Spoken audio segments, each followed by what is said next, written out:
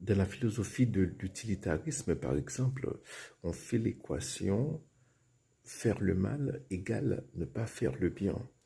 Donc, il semblerait comme ça que le christianisme, eh bien, est une sorte d'utilitarisme, ce qui serait, voilà,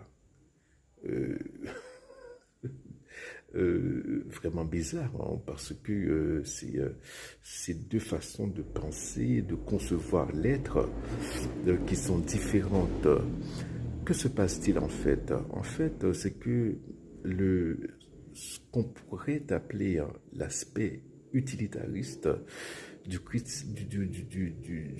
de la foi chrétienne vient être cadré par des contraintes qui sont imposées voilà, à la conduite et à la manière de penser des chrétiens.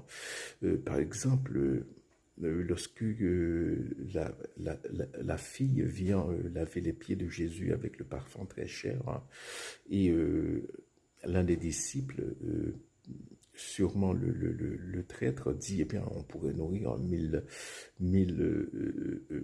pauvres avec cet argent.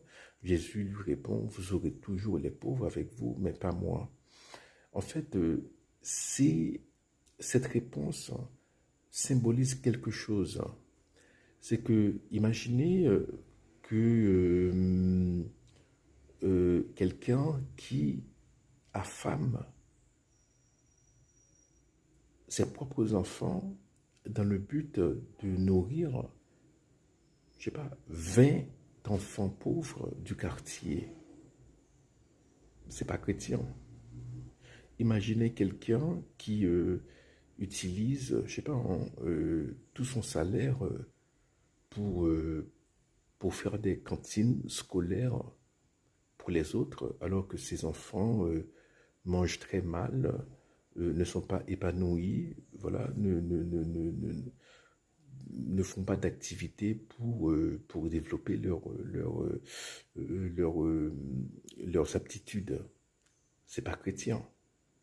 C'est justement ça. C'est que le christianisme, il y a cet aspect qui ressemble à l'utilitarisme, bien entendu, mais en même temps, il y a des contraintes qu'on ne peut pas, au-delà desquelles, eh bien, on ne peut pas aller, quoi. Au-delà desquelles l'utilitarisme, ce qui semblerait à l'utilitarisme, eh bien, ça devient anti-chrétien, ça devient